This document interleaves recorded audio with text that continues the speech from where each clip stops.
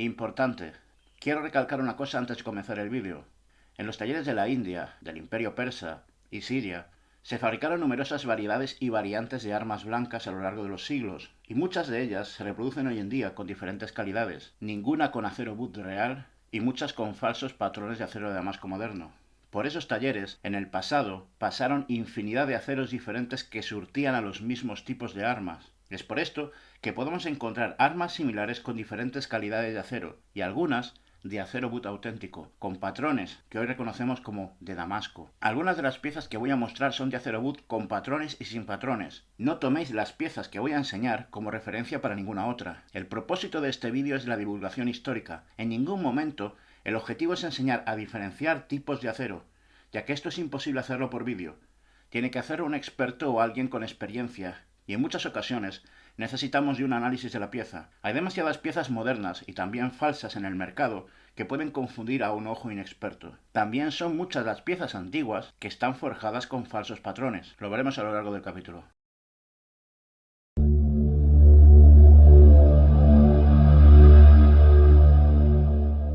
Informaros o recordaros que hay más vídeos disponibles en nuestro canal de YouTube, que podéis ver si entráis en el canal. Si los dos filos están hechos de acero, mientras que la propia hoja está hecha de hierro, se dice que la espada es mudhakar, que es el caso de las espadas francas. Los árabes afirman que su fabricación es obra de los jeans. Resisten mejor los golpes que les dan también en tiempo de frío, no como las hojas al-hindi, que suelen romperse cuando hace frío y se muestran mejor cuando hace calor.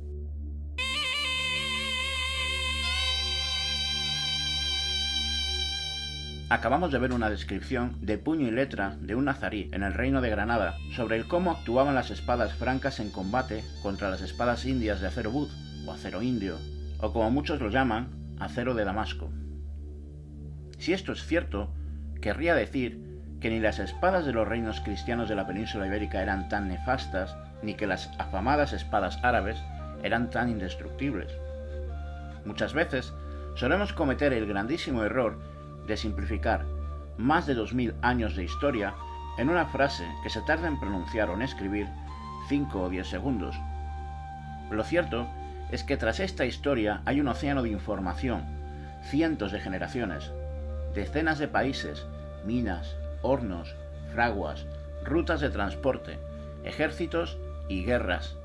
Y todo esto se encuentra envuelto en secretos, en verdades y mentiras, en leyendas e interrogantes que han acompañado a esta historia hasta nuestros días. Pocas cosas causan más respeto y admiración en el mundo de las armas blancas que el acero de Damasco.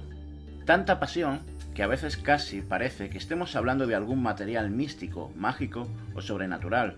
De hecho, se le han atribuido estas propiedades. Cuando comencé a investigar sobre el acero de Damasco, pensé que sabía lo suficiente sobre él.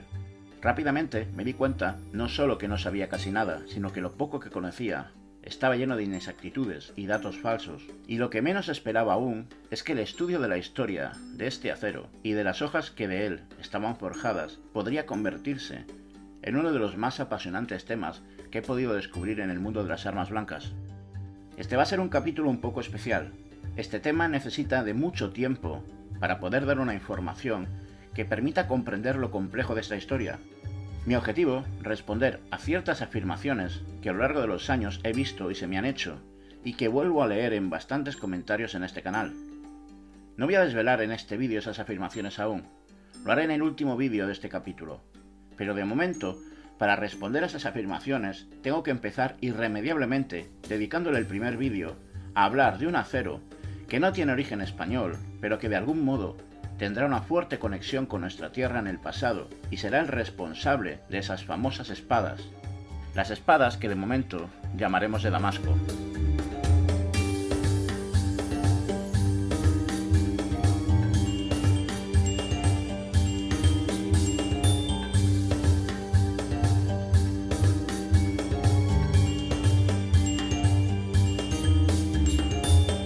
Saludos, soy Riz el Viejo y esto es Antiguo Acero Español.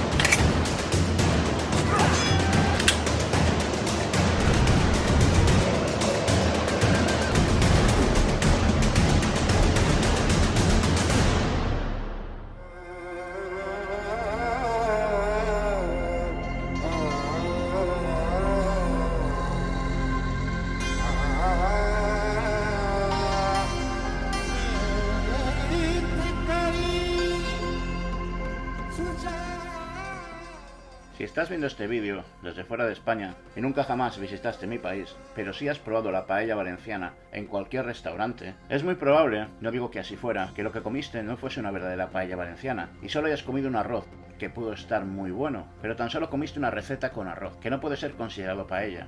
Si no has comido nunca una buena paella, no puedes imaginar el sabor tan característico que tiene, muy diferente de cualquier otra receta preparada con arroz. No digo que sea mejor o peor que otras, a mí me gusta mucho, pero solo digo que su sabor es muy característico, al igual que ocurrirá con platos de vuestros países. Pero hay una que me dejó marcado, la primera paella a la leña que probé. Si el sabor de la preparada en gas es bueno, a la leña es especial, pero ya sea al gas o a la leña, sabes cuando estás comiendo una paella por esos sabores, incluido el socarrat, el arroz tostado del fondo por el que hay peleas en la mesa. Supongo que a estas alturas te estarás preguntando si estoy de broma y qué tiene que ver la paella valenciana con el acero de Damasco. Nada. La madre. Y todo. No, no estoy de broma, y lo veremos juntos si nos acompañas a lo largo de esta historia. La información que circula alrededor de la fabricación del acero de Damasco tiene varios malentendidos, que tenemos que aclarar para empezar a profundizar. El primero, ¿recordáis cuando expliqué que los manuscritos de esgrima antiguos normalmente eran ediciones de pocos ejemplares, escritos en un lenguaje muy técnico y dirigidos a otros maestros, propios alumnos o competencia, que no tenían problemas en interpretar ese tipo de expresiones y de palabras en los contextos, que podían ser confusas y complejas de entender para todo el que no tenía tablas en esta ciencia de la esgrima? Pues con los manuscritos, los pocos que nos han llegado a nuestros días, que hablan sobre la técnica de elaboración de aceros en Damasco, Persia, India, ocurre algo parecido. Son lenguajes propios, de difícil comprensión, donde hay vacíos de información que pueden ser malinterpretados, en los que expresiones o palabras no tienen que significar lo mismo para ellos que para nosotros, que incluso el autor no podía disponer de toda la información por la lógica necesidad de los artesanos de guardar esos pequeños secretos o incluso de dónde obtenían los ingredientes. Y después tenemos las interpretaciones, que están en manos de esas personas que traducen esos manuscritos siglos después, en contextos históricos diferentes. Y por último, tenemos las traducciones a otros idiomas, con las que tenemos que ser muy cuidadosos.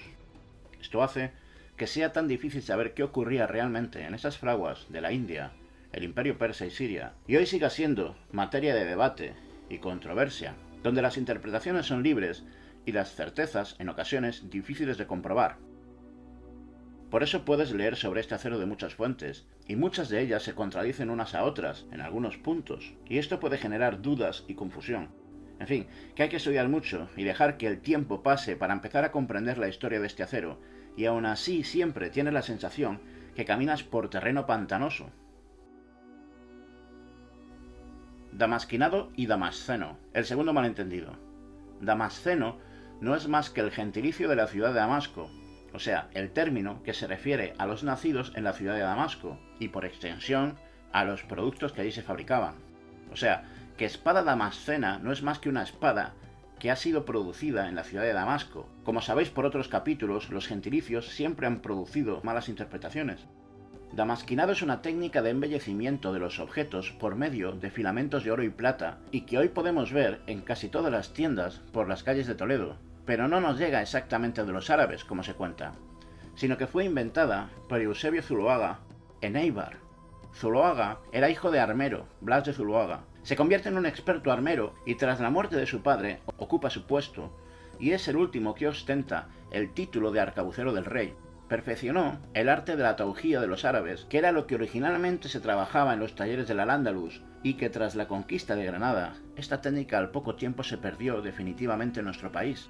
Fue Zuloaga quien recupera dicha tradición para embellecer sus armas de fuego, pero modifica y mejora la técnica de los árabes, por lo que ésta se diferencia en demasiados puntos y no puede ser considerada la misma técnica. Es por esto que tras mucho pensar decide darle otro nombre, y elige, en honor a Damasco, a la ciudad, el término damasquinado. Hoy confundimos los términos y asociamos ese nombre a las espadas damascenas, a las espadas de Damasco. Después, Toledo recuperará esta tradición nuevamente en sus calles en base a la técnica de Zuloaga. Aquí podéis ver esta hermosa pieza de este famoso armero, Blas de Zuloaga. una bayoneta de taco. El damasco moderno. El tercer malentendido es que quien no sabe mucho sobre el acero de damasco que se fabrica hoy en día puede pensar que es el mismo tipo de acero que se fabricaba en el pasado, y esto no es cierto.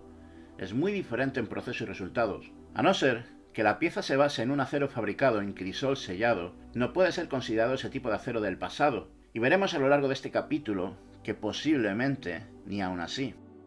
La inmensa mayoría de hojas que hoy se forjan con patrones de damasco, yo uso el término hoja con patrón de damasco y no hoja de damasco, aunque suelen ser llamadas estilo damasco, damasceno, damasco moderno, damasco mecánico o falso damasco, como queramos llamarlo, pero esas hojas no se hacen con acero de crisol, sino con aceros que por supuesto pueden ser de gran calidad, de los que se hace un bocadillo de láminas que se llevan al fuego y a base de martillo son soldados, doblados y retorcidos para crear esos patrones que se revelan a aplicarles un ácido. Pero el resultado final en esas hojas es totalmente diferente a las hojas indias, persas y sirias, y las que se forjaron dentro de las fronteras de la expansión del mundo islámico. Y es que no es el verdadero acero damasco del pasado que tenemos en mente, a pesar que el resultado hoy pueda ser excelente si se hace bien.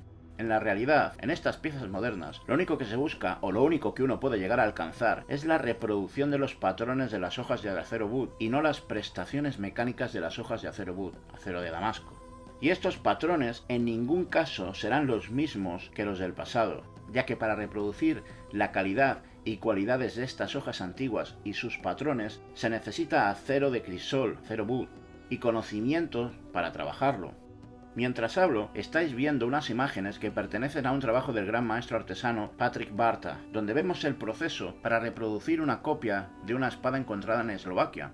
La original se encuentra expuesta en el Museo Nacional de Budapest, y la copia se encuentra expuesta en el Museo Nacional de Bratislava. Esta reproducción tiene el propósito que los visitantes puedan hacerse una idea de la espada original. Como ves, es un trabajo en varios pasos, pero voy a destacar dos.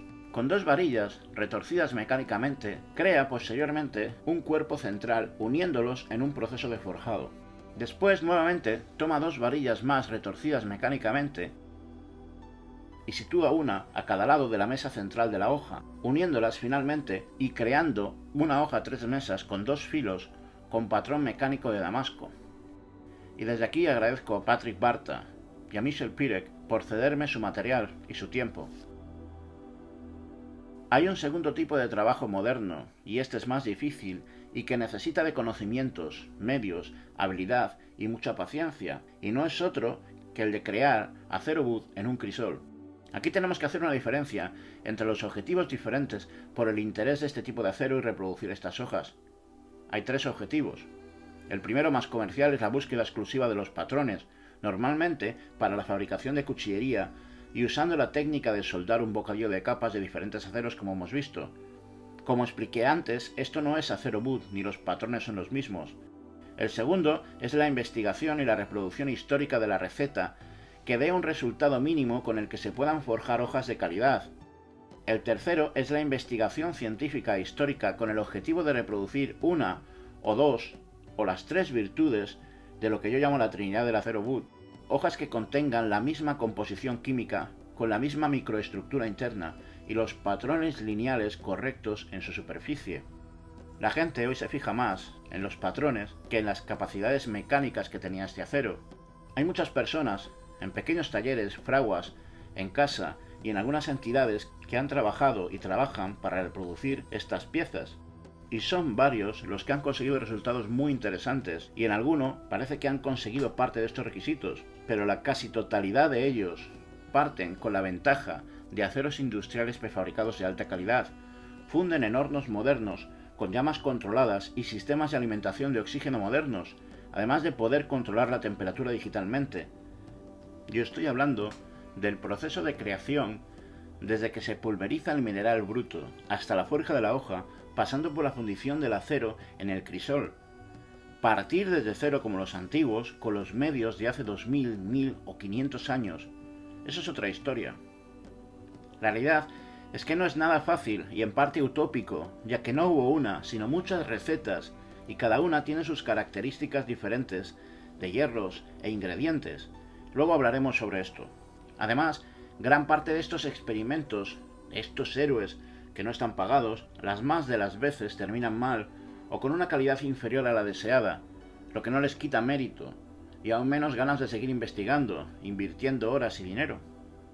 Imaginad lo increíblemente difícil que tenía que ser la fabricación y el manufacturado de este acero para que hoy en día, con métodos modernos y materiales de altísima calidad que nos permiten un control del trabajo nunca visto, sea tan difícil la reproducción histórica con éxito.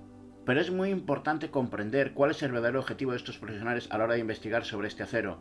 Hemos podido entender y superar las cualidades del acero Wood con nuestras aleaciones modernas, hace tan solo muy poco tiempo, gracias a los avances en la investigación y desarrollo de la tecnología en muchos campos, aunque seguimos sin saber todos los detalles de algunos de los procesos de esta fórmula tan antigua y del modo en que se conseguían estos patrones. En resumen, tenemos aleaciones muchísimo mejores en sus cualidades mecánicas, fiabilidad y dureza, y algo muy importante, la capacidad de fabricar en serie productos con idénticas prestaciones en todas las unidades de un mismo producto. Por eso digo que hoy lo que tratan de hacer ellos no es recuperar la receta para crear hojas mejores, se busca el conocimiento que pueda enseñarnos a conocer y comprender mejor los procesos y extrapolar toda la información que sea útil para nuestra realidad actual. Y los artesanos lo que tratan de hacer es simplemente recuperar la receta y saber cómo lo hicieron ellos, y acercarse lo más posible a la reproducción más fiel de esas hojas, siguiendo los métodos tradicionales o casi. Básicamente es un trabajo de investigación buscando el conocimiento histórico, en ningún caso la necesidad de la búsqueda de un acero necesario para ser usado hoy en día, a no ser por los patrones. Es un error muy común pensar que quien consiga obtener una pastilla de acero Wood de crisol hoy en día va a conseguir forjar una verdadera hoja con las míticas prestaciones de las que se forjaban en Damasco, que todo lo que se forje a partir de ese acero puede ser considerado Damasco o Wood, y no es así. Esto se va a ir desarrollando también a lo largo de estos vídeos. Hierro, Wood y acero de Damasco. El hierro. Inevitablemente, para comenzar a hablar sobre el acero de Damasco, se necesita empezar por el acero Wood. Pero para hablar del acero Wood, necesitamos comenzar por el proceso al que se somete al hierro para su fabricación. Muchos conoceréis la historia y seguramente mejor que yo, pero es necesario explicarla para quien no conoce los detalles. Vamos a tratar a lo largo de este vídeo sobre la producción del hierro entre el 2000 a.C. hasta el 1800 después de Cristo aproximadamente.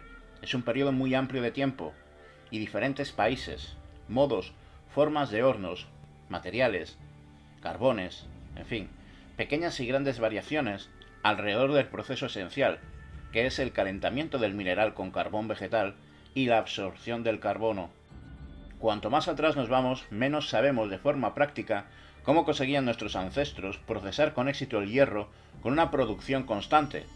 Quiero decir, que la teoría se sabe, pero se desconocen muchos detalles del proceso, y aún en día, muchos profesionales que tratan de reducir el hierro en hornos como en la antigüedad, esos pequeños hornos de barro en el monte, sin métodos modernos, sufren más fracasos que aciertos, y poco a poco con ensayo y error se va aportando luz al tema. Y antes de que alguien me diga que los japoneses lo hacen hoy en día, el tamahane, voy a responder que no solo ellos. Pero hablamos de diferencias notables en los procesos y calidades de resultados dependiendo la región, país o época, como he dicho, que hoy se han perdido y se desconoce mucha información. El objetivo es recuperarla. No todas las culturas pasan a la edad del hierro al mismo tiempo, es un avance progresivo. Aunque ya se conocía el hierro y se trabajaba desde muy antiguo sin minería, en modo de hierro meteorítico, que se distinguen los hallazgos por su contenido en níquel. Como digo, este se comenzó a trabajar antes que el hierro superficial o minado. El hierro meteorítico era el típico usado en las espadas del sudeste asiático, como las keris o kris. Hoy, el níquel en la forja de estas piezas suele ser introducido de forma artificial. El hierro, a diferencia de otros minerales, no suele venir puro, sino que lo encontramos junto a otras impurezas. Los hornos con los que se trabajó en la península, al igual que en Europa y otras partes del planeta, solían ser pequeños, hechos de barro, y que apenas podían generar 1 kilo de hierro, 1 kilo de mineral por 1 kilo de carbón. Pero esto también fue relativo según el periodo de tiempo. Mientras Europa aún hacía el hierro en pequeños hornos en el monte, en China se producía el hierro colado en altos hornos y se producía armamento en serie. Las piedras de hierro serán previamente pulverizadas y calentadas al fuego antes de meterlas al horno para que pierdan humedad, además de impurezas. Estos óxidos se eliminan reduciendo el mineral bruto, introduciendo en el horno junto con el carbón.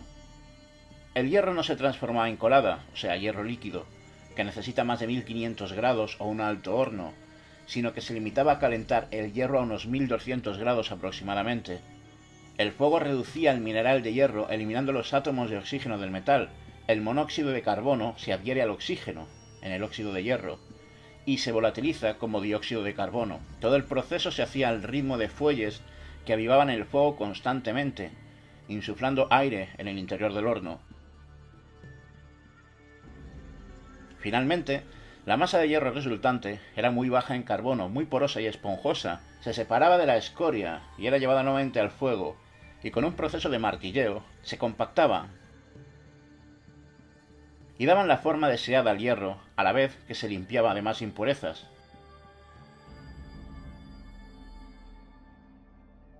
Al final, y sin importar cuál fuese el objeto terminal, al principio de la edad del hierro, ese hierro no era un acero, era un hierro forjado, y todo el proceso era muy rudimentario. En el inicio del uso del hierro no había yunques tal y como los conocemos hoy, y las herramientas de golpeo tampoco tenían la calidad actual.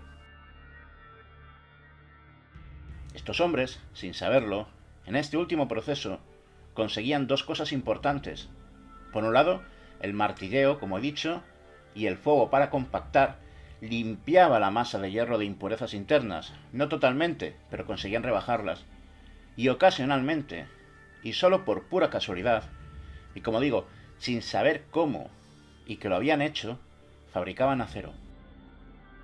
Ellos se dieron cuenta que en ocasiones el hierro se hacía más resistente y duro, y achacaban esta solidez de algunas piezas a que había hierros más duros que otros, sin saber que, con las diferencias por las propiedades del hierro de cada mina y el contacto con el carbón vegetal, el proceso de forjado a fuego permitía al hierro absorber parte del carbono del carbón vegetal, y éste se fortalecía.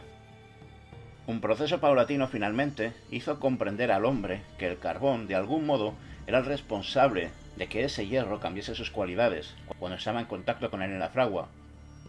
Era el tímido nacimiento del acero, que distaba mucho en tenacidad del que llegaría con el paso de los siglos, y aún más del que conocemos hoy, pero que destacaba del hierro simple.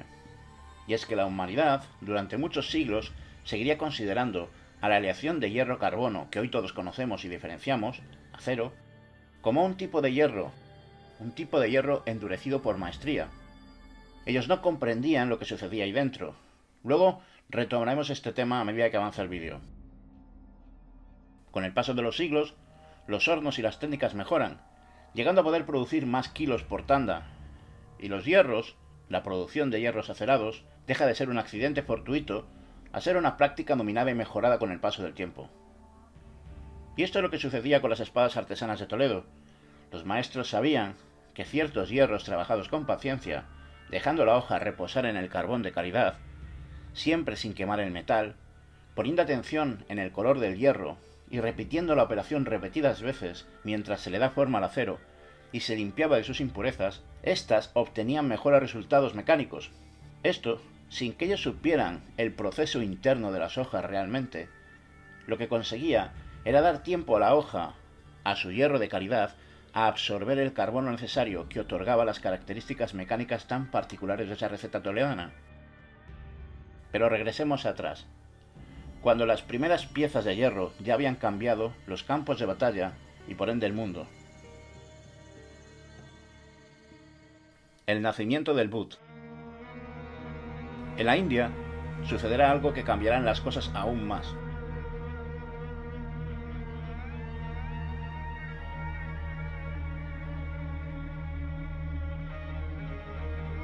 Varios siglos antes de que nazca Cristo, el hierro será procesado de un modo muy diferente. Este sería un hierro que se introduciría dentro de unas pequeñas vasijas, que hoy llamamos crisoles, dentro de un horno. Y no solo cambiará la forma en la que se procesará el hierro, será el principio de un acero que pasará a la historia de la metalurgia. El acero Butt era un tipo de acero que se fabricó en la India. Su verdadero nombre no es Butt. Wood es una traducción inglesa equivocada de finales del siglo XVIII y que se oficializó y expandió en el XIX y ha llegado a nuestros días. Ukko o Ukku es una de las palabras, entre otras, por las que se referían en la India para describir este metal.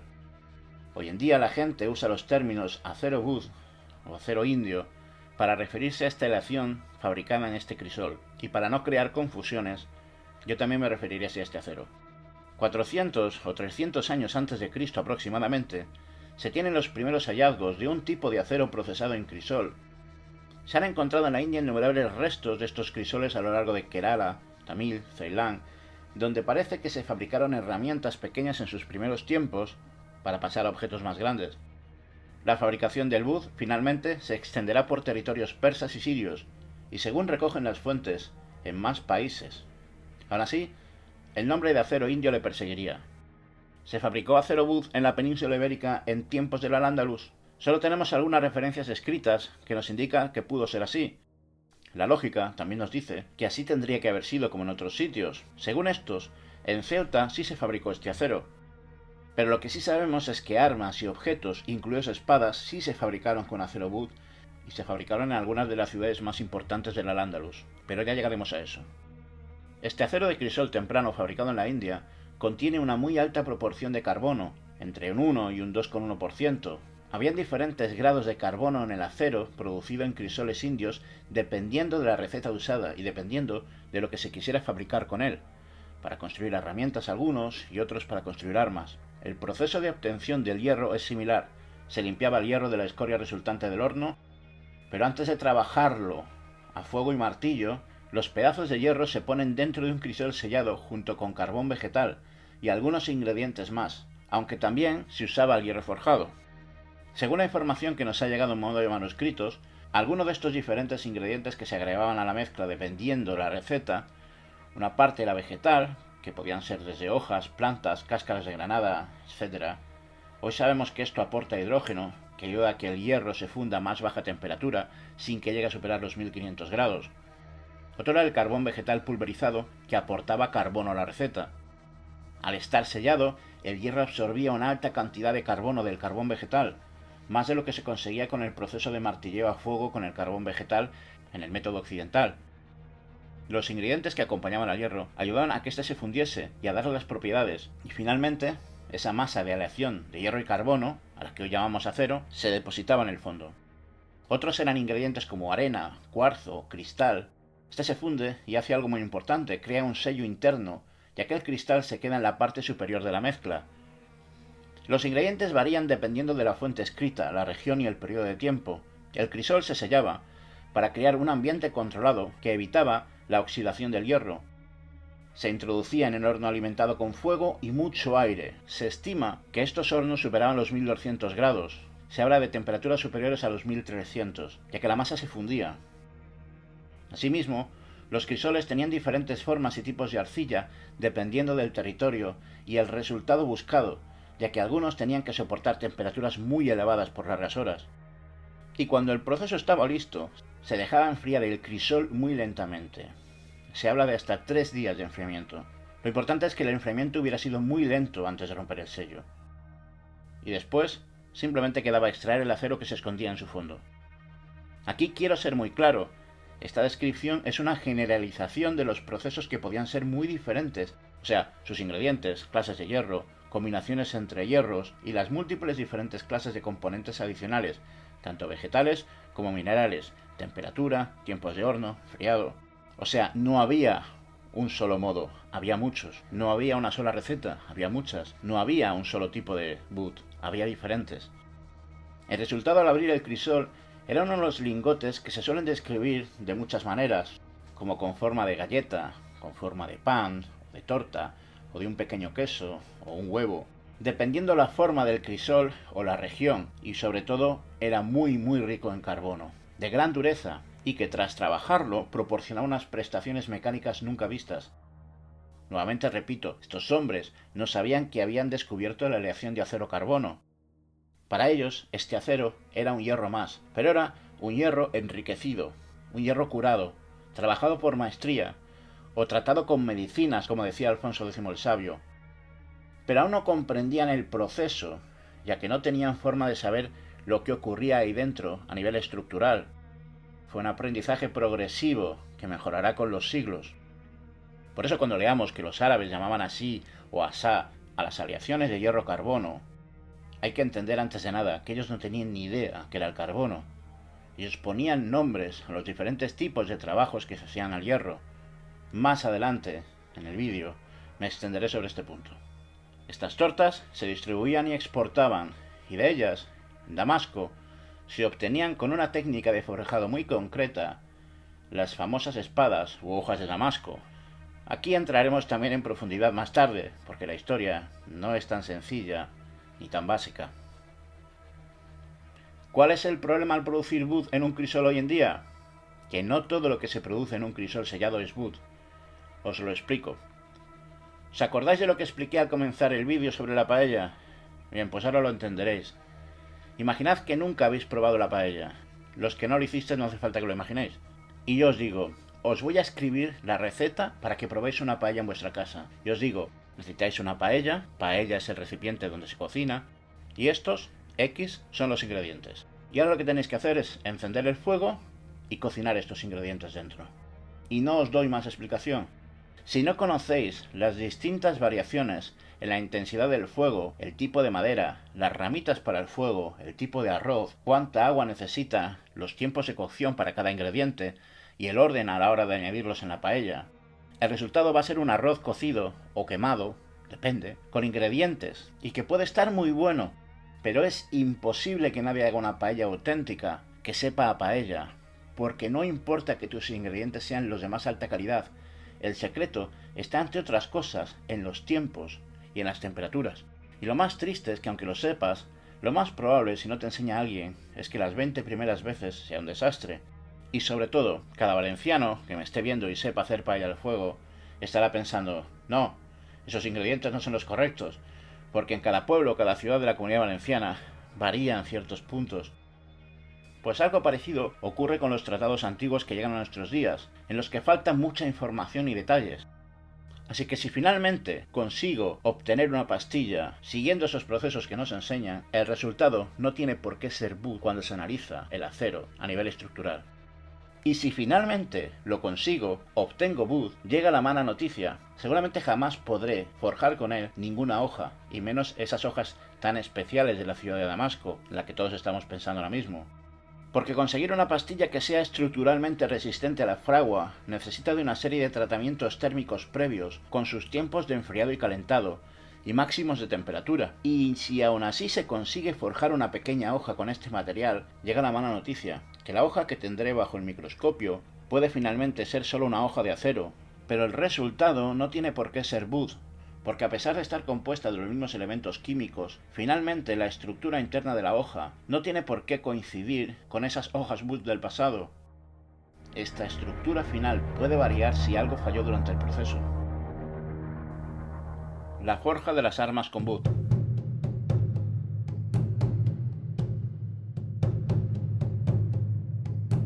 Con los lingotes wood, uno de los puntos más importantes era aportarle, antes de comenzar con la forja del objeto, una serie de tratamientos térmicos previos y no superar una temperatura concreta, ya lo he explicado antes.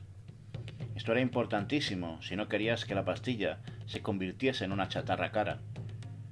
Después de estos tratamientos se pasaba a la forja, y aquí la temperatura era también muy importante, como todos sabréis.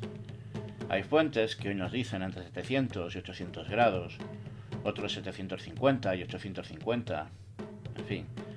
Los manuscritos no hablan de grados, ya que en aquella época no había forma de saberlo más que por el color que mostraba la pieza al fuego.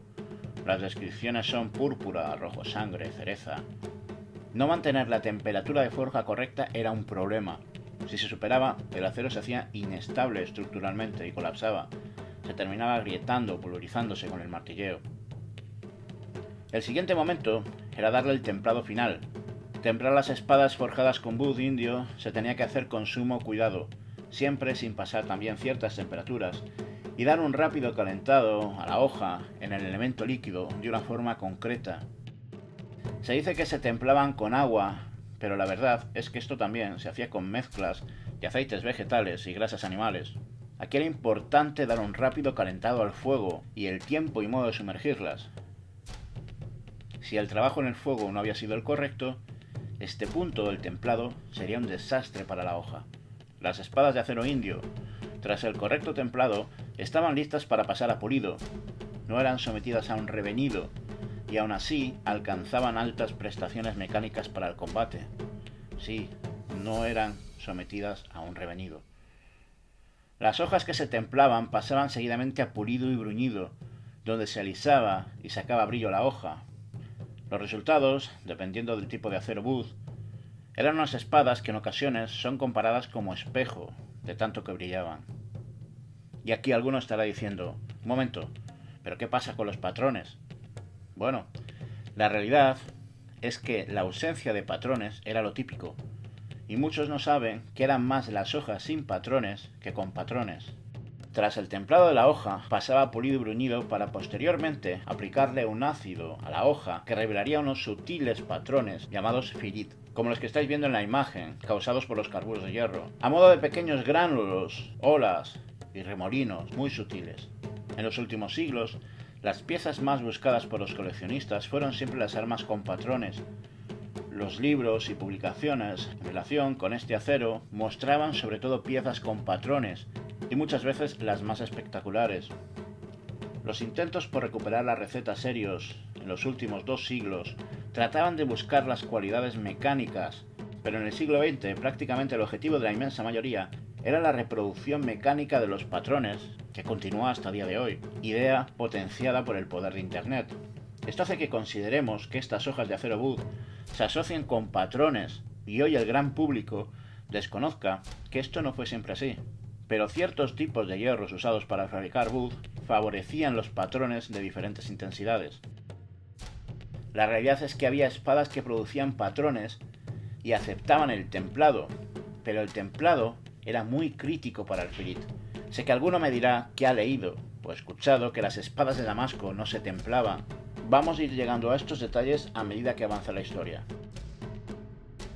Hablemos de las que aceptaban temple y producían firit, o sea, patrones. Aquí hay 2 detalles muy importantes que muchos desconocen, por tener como referencia los métodos modernos de forjado para producir estos patrones mecánicos. Como he dicho, había aceros de crisol que la receta no producía patrones y había recetas que favorecían los patrones. Aunque finalmente lo podrían perder o quedar deteriorados si el proceso de forjado y temple no se hacía correctamente. Las hojas forjadas con acero Wood se hacían de una sola pieza. Los patrones aparecerían con el correcto trabajo en la fragua. Se formaban estirando la galleta de acero a base de fuego y martillo. No había necesidad de manipular mecánicamente el acero para que éste presentase algún tipo de patrón. El acero Wood que tenía un patrón propio aparecería simplemente con estirar la pieza. Normalmente era sencillo y sutil si tomamos como referencia los patrones más complejos de los que hablaremos más tarde, y por supuesto muy diferentes a los que hoy mecanizamos en nuestras piezas modernas. Estas bandas de acero Wood eran diferentes unas de otras, como las que estáis viendo en estas imágenes. Las hojas de acero Wood no tenían todas las mismas cualidades y calidades, ni todas se trabajaban de la misma manera. Finalmente, como digo, se les aplicaba el ácido para resaltar estos patrones, aunque incluso este tipo de patrones Wood originales, más básicos, son imposibles de conseguir con acero soldado moderno. Por supuesto que estoy generalizando las muchísimas variables en forma de pequeños detalles que pudieron tener estos pasos. Si se hacía bien, la espada adquiriría un filo muy resistente y unas buenas prestaciones mecánicas aptas para su uso en combate. A estas espadas no se les aplicaba un revenido, ya que el temple las solía dejar funcionales. Aquí es donde estaba la dificultad. La forja no era solo calentar, controlar el color, dar forma y templar. Había muchos procesos previos, intermedios y finales, como hoy en día los recocidos, normalizados, templados, etc. Parece ser que las hojas tenían varios enfriamientos y calentados que necesitaban tiempos concretos para conseguir estos resultados. Es posible, en este punto, que alguien pueda estar confuso porque ha leído o escuchado que las hojas de Damasco se templaban solo en agua o solo en aceite. O puede ser que también hayan escuchado que las hojas de Damasco no se templaban. Las 3 afirmaciones son ciertas en parte. pero tenemos que hablar de esto cuando lleguemos a la explicación sobre los patrones, pues esto tiene más relación con las espadas que tienen esos firid más llamativos. A pesar de lo difícil y complejo del trabajo, el resultado final solían ser unas hojas con unas prestaciones de filo y corte jamás vistas hasta entonces, capaces de resistir mejor los impactos del enemigo, de gran tenacidad, ligeras, duras, con un filo mucho más duradero y capaces de sacar lascas a otros aceros sin perderlo, con mejor resistencia a los desperfectos y supuestamente a la rotura. Y digo supuestamente. Esto no significa que no se encuentren piezas con las que en el pasado se trabajasen combinando diferentes aceros y métodos en una misma hoja, y también se mecanizaron patrones, pero esto no se considera el genuino trabajo original, y aún menos el de las espadas con patrones consideradas auténticas. Son casos muy concretos que trataremos con más detalle. Al igual que en el acero europeo, este tipo de trabajos generaba un secretismo alrededor de él, haciendo que los artesanos fuesen muy herméticos en cuanto a la transmisión. Eso hizo que los intentos occidentales en la Edad Media por reproducir estas hojas por parte de los europeos fueran un fracaso.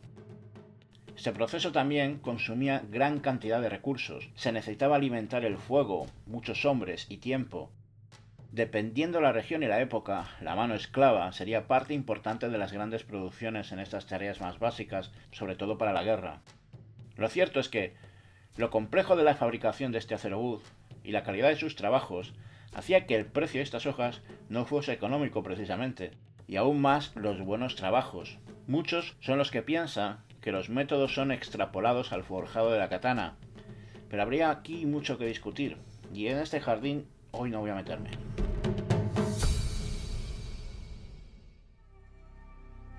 Al-Hindi, andánico, acero y hierro acerado.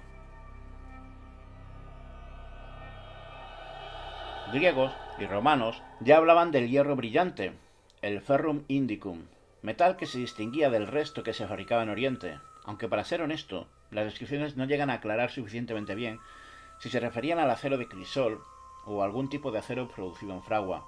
Lo que sí es obvio es que se referían a un tipo de metal que destacaba de los conocidos hasta entonces, coincidiendo en aspecto y propiedades con lo que entenderíamos hoy como acero indio. En los primeros tiempos, ni los indios, persas, árabes ni cristianos denominaban a este acero como acero de Damasco, ni Bud, ya que como he dicho, Bud no era su verdadero nombre, pero tampoco Damasco. Ni siquiera era una traducción fiel de la verdadera palabra usada en árabe o persa para este tipo de acero. Y por otro lado, denominarlo así crea muchas confusiones que hoy todavía circulan. Tampoco los reinos europeos a lo largo de toda la Edad Media lo nombran como acero de Damasco. Se refieren a él de diversos modos, pero nunca como acero de Damasco. Los textos cristianos en la península ibérica, que no está bajo el dominio del Al-Ándalus, lo nombran como al-Hindi, al-Finde o andánico. El término andánico nos llega ya antes de los escritos de Marco Polo. Esto puede ser una corrupción de la palabra indónaco, ferrum indónaco, que significa hierro de la India. En realidad, los cristianos de los primeros reinos de la península ibérica llamaban al-Hindi, o mejor dicho, al-Finde, a toda arma fabricada con acero de crisol portada por manos enemigas musulmanas, o que llegaba de los mercados orientales, y que se extendía con la expansión del Islam. El rey castellano Alfonso X el Sabio en el siglo XIII nos habla del metal del que estaban forjadas las espadas que portaban los árabes en diversas ocasiones, nombrándolo como al-Hinde, andánico o al-Finde. Y hay de este hierro que, cuando lo funden, meten con ello medicinas, porque se hace tan fuerte que tala los otros hierros, y a esto llaman los moros al-Hinde, y en algunas tierras le llaman andánico. Al-Hindi era una palabra que usaban los árabes y los occidentales adoptamos, aunque los árabes también usaban la palabra hadid, cuando se referían a las aleaciones de hierro. Se refería a los hierros que habían sido tratados para aumentar su dureza o mejorar sus cualidades. Y usaban la palabra fulhad cuando se referían al acero regado con patrones, lo que nosotros hoy consideramos como las espadas de Damasco, o el patrón de Damasco. De algún modo, indios y más tarde persas y árabes consiguieron cada vez mejores resultados cuando combinaban los ingredientes con el hierro. Por eso, a esos hierros que habían sido tratados se les generalizaba con el nombre de hadid. Solo era un nombre para el hierro tratado, pero en ningún momento pensaban en él como lo hacemos nosotros hoy, con el hierro y el acero, como dos elementos diferentes. Para ellos, el concepto acero como aleación de hierro y carbono no existía, pues ignoraban todo el proceso que esos elementos provocaban dentro del hierro. Ellos solo sabían que cierta combinación de ingredientes o mezclas de hierros con otros hierros aportaban diferentes cualidades al hierro resultante, a los que, para diferenciarlo de los hierros normales, de los hierros sin tratar, les llamaban hadid. Cada una de estas aleaciones con base de hierro también tendrían diferentes nombres para diferenciarlas entre sí en base a su calidad y cualidades. Al-Hindi quiere decir de la India, y en los reinos cristianos hispanos usaban esta palabra siempre para referirse al acero de crisol del que estaban fabricadas herramientas, diferentes objetos y algunas armas, escudos y protecciones que portaban los sarracenos. Pero aquí hay que puntualizar un dato. El término Al-Hindi se popularizó tanto que se terminó llamando así a todos los aceros de crisol, sin importar que el crisol hubiese sido fabricado en la India o en cualquier otro país. La técnica de crisol se extendería por el Oriente Medio y Próximo y el Mediterráneo. Esto quiere decir que Al-Hindi se convirtió en la palabra para denominar al tipo de acero y no al lugar de fabricación. La palabra, con el uso y el paso de los siglos, había terminado significando el producto y no la región de origen, que hacía ya siglos no era exclusivamente la India. Esto es importante cuando se investiga, pues ver mencionada la palabra Al-Hindi o acero indio, andánico o alfinde en un texto antiguo o moderno no significa que ese acero fuese importado de la India o esas espadas fueran fabricadas en la India, sino que pudo ser fabricado en cualquier punto de las fronteras del Islam o incluso fuera de ellas. Aquí voy a puntualizar varios detalles que parecen insignificantes, pero que no lo son muy importantes, así que os ruego un poco de paciencia. El primero es que las fuentes castellanas no llaman a este acero como acero indio, no usan la palabra acero cuando hablan de esta aleación. En realidad, en la palabra Al-Hindi no se esconde la palabra acero. En los textos modernos, occidentales sobre todo, desde el siglo XIX, Al-Hindi suele traducirse literalmente como acero indio o acero de la India. Esto es una muleta del traductor moderno para que hoy lo entendamos mejor, y crea ciertos problemas cuando estudias el tema intentando ponerte en el contexto histórico de la época, cuando usa las traducciones más modernas. Porque para los antiguos, Al-Hindi no era considerado como un acero, sino un tipo de hierro tratado muy resistente, como os he dicho. Esto es muy importante. Pongo un ejemplo. Hay de este hierro que, cuando lo funden, meten con ello medicinas, porque se hace tan fuerte que tala a los otros hierros. Y a esto lo llaman los moros Al-Hindi, y en algunas tierras le llaman andánico. Otro, ya que no es hecho por maestría, mas es fuerte por sí, de guisa que taja el hierro más blando, y a esto dicen acero. Alfonso X. No dicen acero al-Hindi o acero al-Hindi. Al igual que los árabes y persas, hablan de tipos de hierro, y los llaman solo al-Hindi, sin especificar acero. En todo caso, podría aparecer con la palabra hadid delante. Y perdonad que me repita, pero quiero ser claro. A diferencia de hoy, que distinguimos claramente del hierro y acero como dos productos diferentes, aunque el acero parte del hierro, en aquella época esta diferencia no era tan clara, por la imposibilidad de explicar y conocer los procesos químicos, y tanto el acero como el al-Hindi eran dos tipos de hierro. Uno, acero, sin tratar por maestría, sin añadidos o mezclas de otros hierros o ingredientes, y el otro al-Hindi, tratado por maestría, con añadidos de otros hierros o ingredientes. Por eso entendían que ese hierro, al que llamaban acero, era un tipo de hierro más, con mejores propiedades para fabricar armas para el combate, o herramientas más duras, sin necesidad de mezclarlo con otros ingredientes como si hacía falta con el al-Hindi. En realidad habían conseguido en el proceso de forjado introducir más carbono en algún tipo de hierro con mejores cualidades, al contacto con el carbón vegetal. Las fuentes árabes y persas también nos hablan de un tipo de hierro que sin tratar con otros ingredientes y sin fundir en crisol es más fuerte que los otros hierros. La segunda puntualización es paradójica. Al-Hindi sí esconde en ella el significado etimológico, la palabra India, o de la India. Los traductores tardíos del siglo XVIII, XIX y XX nos tradujeron al hindi, por eso hoy cuando leemos un libro sobre el acero de Damasco o el Bud, junto a la palabra al-Hindi, el autor suele acompañarla del origen etimológico de esta palabra, que es la India, por lo que hoy todos conocemos, sabemos, que al-Hindi o al-Hindi significa que viene de la India. Pero en el pasado, cuando un simple mercader, comerciante, comprador, soldado, quien fuese, cuando escuchaba pronunciaba los términos alfinde, alhinde o alindi o similares, no lo traducía, no conocía el origen etimológico. Muchos no sabían ni qué era la India, y menos dónde estaba. Así que esto es tan solo un nombre que se asociaba en tierras cristianas a los sarracenos. Y este es un ejemplo interesante. Esto es un extracto de un texto original escrito por Alfonso X el Sabio. Et sea esta pierna móvil de acero o de alfinde. Hablase una pieza móvil para un compás, y vuelve a mencionar de acero refiriéndose a ese hierro de mayor dureza mencionado en la anterior cita. Y este es el mismo texto, después de ser traducido al inglés. Si leemos la traducción en inglés, pensaremos que en esta época lo llamaban acero indio, pero la realidad es que la traducción como acero indio la agrega el traductor, y no Alfonso X, que es el autor real del texto, el cual denominaba este tipo de metal hierro y no acero. Aparte que traduce acero al modo que nosotros lo entendemos hoy, como acero moderno, y no a ese hierro más duro como ellos lo entendían, o sea, un hierro más resistente.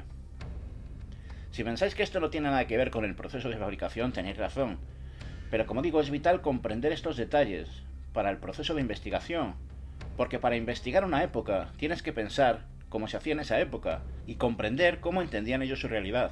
Y eso es más difícil muchas veces que encontrar la receta del acero de crisol. Ejemplos como este crean problemas, como vamos a ver con el acero de Damasco. De nuevo Alfonso X nos dice algo. Toma un pedazo de alfinde o de fierro calzado con acero. En este texto Alfonso X se está refiriendo al uso de este metal para una herramienta de medición. Pero lo que nos interesa es fierro calzado con acero. Las fuentes cristianas y musulmanas nombran espadas de hierro calzado o hierro acerado para referirse al tipo de trabajo que solían presentar las espadas cristianas como las francas. Fierro calzado con acero era el proceso de acerar, cubrir con acero, comprendido como ese tipo de hierro más duro, una o varias varillas de hierro, para construir muchos tipos de herramientas y objetos, o para las armas, ya que el hierro aportaba flexibilidad a la hoja, y el acero, dureza y resistencia en los bordes.